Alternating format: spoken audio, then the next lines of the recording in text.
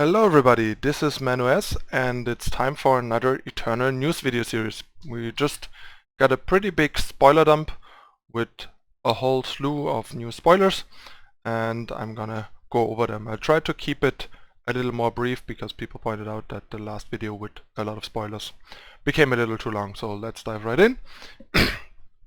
First off, we have Piercing Grief. This is a 3-1 for 2 power. It has Lifesteal, Revenge and Charge, but it dies at the end of your turn. So this is very reminiscent of similar units in Magic, except in Magic they usually have Overwhelm rather than Lifesteal, and you can bring them back more controllably.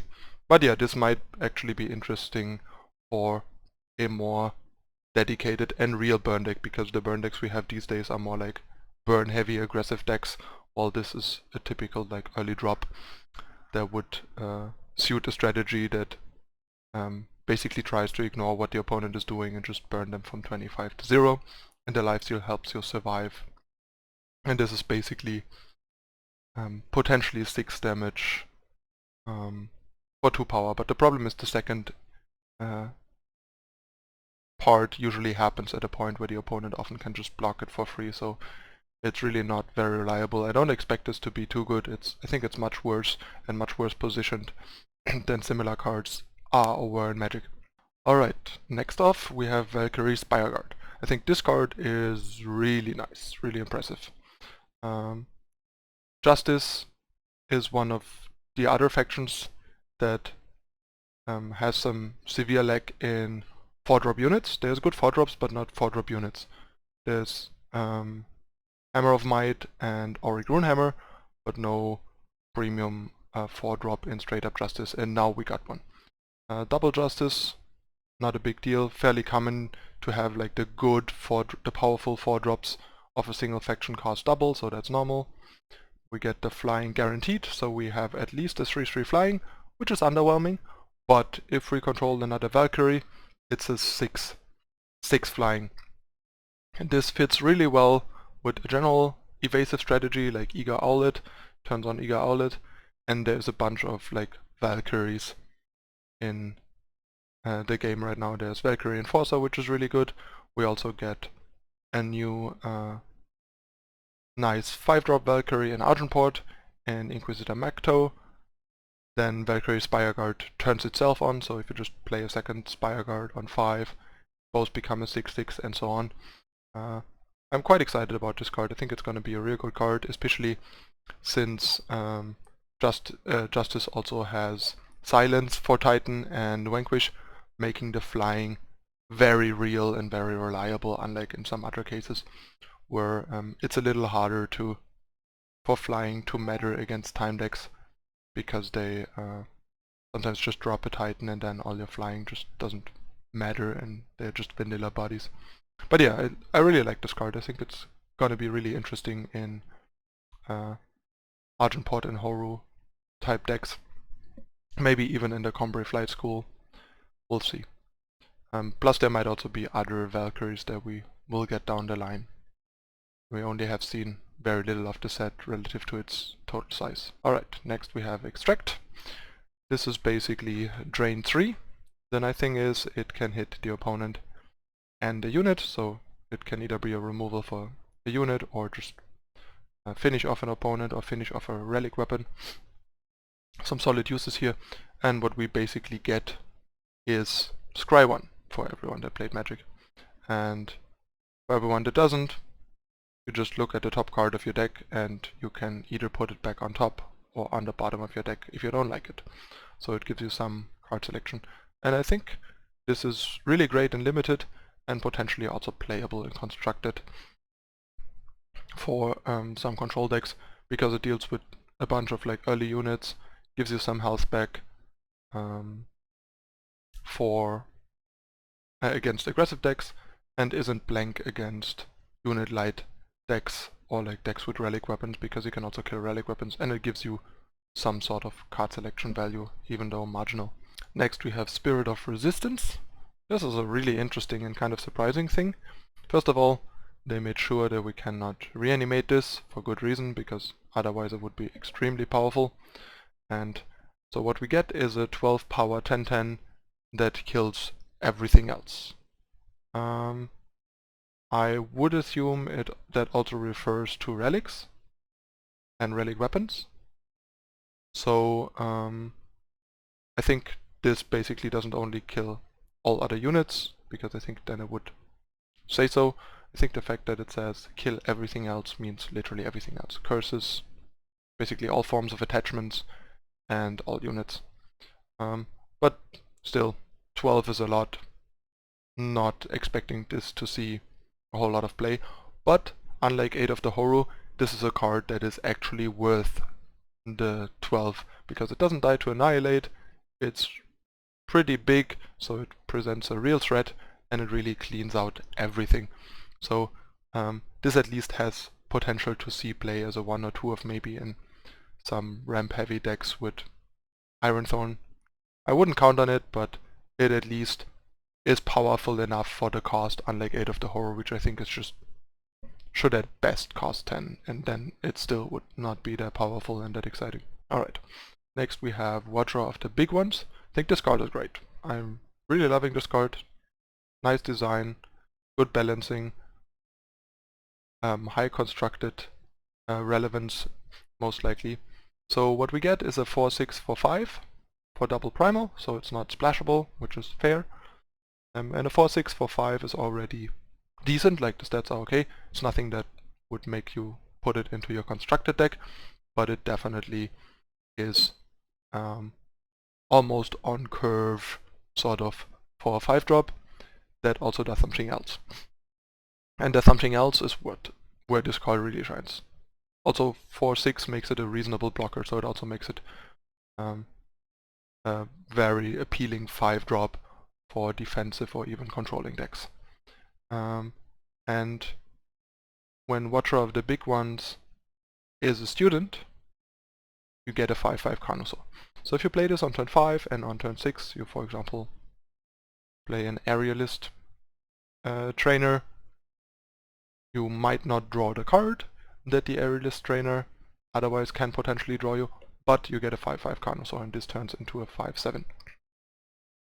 This combines particularly well with, I think the card was called Master's Lesson, the card that costs 4, mentor a unit, and draw cards equal to the student's power. So in this case, they together let you draw 4 cards and give you a 5/5 Carnosaur to make up for the mentoring, which is the other nice thing. This is basically sort of a free mentor, because normally you lose an attacker and or blocker. In this case you only lose an attacker and replace it with a 5. Replace your 4/6 blocker with a 5/5 blocker, which is really nice for that turn, because the turn after you're gonna have the 4/6 ready again and the 5/5. And you can do this multiple times, so this card is really powerful. The opponent really needs to kill or at least silence it the turn after it hits play, otherwise there's a lot of threat potential from Master's Lesson, Aerialist Trainer, other mentor cards we haven't seen yet.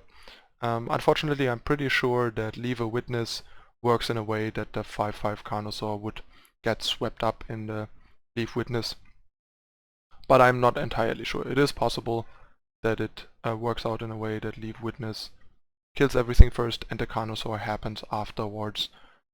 Like in Magic, it potentially would be this way, because normally triggers that happen during the resolution of a spell don't happen until after the spell is resolved. But I think in this game it's probably that as soon as you student is your mentor, Watcher of the Big Ones, you get the Carnosaur, and then everything dies except the student, which is the Watcher of the Big Ones. So I don't think there will be a synergy with this where you get a 4/6 and a 5/5 after the sweeper. Partially because that would probably make Leave Witness a bit too strong and obnoxious in conjunction with this card. But we'll see if I am wrong and the Carnosaur actually survives Leave a Witness as well. Next we have another champion, and I'm super excited about this. This is basically a 3/2 charge for 2 that turns into a 4/2 overwhelm. or it's just a 3-2 overwhelm that turns into a 4-2 overwhelm usually. And of course you want to preferably have the 3-2 charge, so you can hit immediately on turn 2, and then just make it one bigger the turn after. I think it's interesting that it turns into a 4-2 and not into like a 3-3, like you would expect, for example. But yeah, they clearly want it to be a purely aggressive card, and a very aggressive card at that has some fragility to balance its over-the-top aggressiveness, similar to Champion of Chaos. The fact that it's a Yeti is great. We're seeing more and more playable Yetis. I can already see the Yeti tribal aggro deck with like the new 2-1 Aegis Yeti, the Champion, Wump.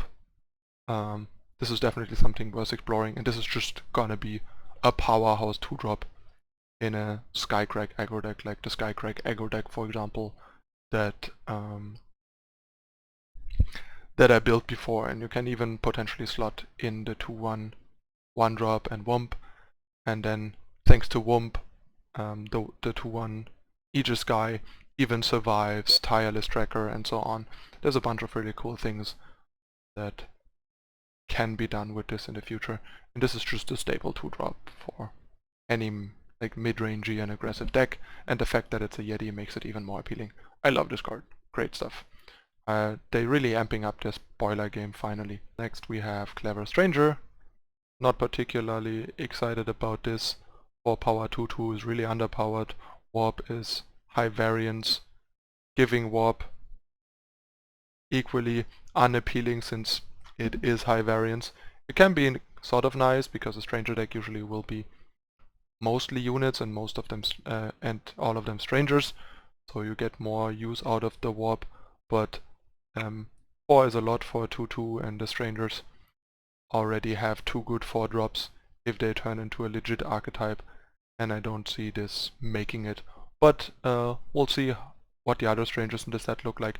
Maybe there will be a legit stranger aggro down the line, because the stranger deck that I built and played with very early in my content production already was actually pretty decent and not that far off from being competitive, and a couple more good stranger cards might give it the push to make it into a real deck. Last but not least, we have Fireman Cup. This is basically, in my opinion, a slightly worse grenade and drone, since the damage is restricted to enemy units, not say their face to kill a relic weapon or something. This is almost always worse than a grenade and drone, but it's still a pretty decent card, since unlike Temper, it's a hot 2-for-1. It can trade with a drone, for example. It can trade with 2x1 1-drops against aggressive decks or in like aggressive mirrors. It can punish Initiate of the Sands, which is really great, which drone can't. So there are some upsides over drone, but in an aggressive deck, drone is usually better because you get 2 bodies. But yeah, in an aggressive deck, this body still matters because of stuff like Bandit Queen and Rally and stuff. This is definitely an interesting and decent card that will probably see some play and also be a potentially really nice sideboard card. Nothing super exciting, but a very solid role player that is worth keeping in the back of your head. And one thing that it can do that drone can't is it can finish off blockers after combat that, like say like a Valkyrie Enforcer that blocked a 2-1, you can finish it off with this. So it gives you some nice options that make it appealing as an alternative or in addition to a grenade and drone in some cases. And obviously in limited, it's only gonna be most likely good in aggressive enough decks, because otherwise it's gonna be too low impact in draft. Alright, that's it once again for this Eternal News episode and all the awesome new spoilers that we got to review.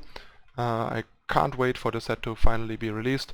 The spoilers become more and more interesting, and we finally see stuff that actually makes me, and hopefully you too, pumped about set 2, because in the beginning this was just very frustrating and disappointing. but now we finally see the cards that get us hyped for the set. They should have done that earlier, but I'll touched on that before and other people covered it too. Hopefully they learn from it for the next spoiler season. Alright, that's it for this time. Thanks for watching, see you next time. Let me know in the comments what you guys think of the new cards.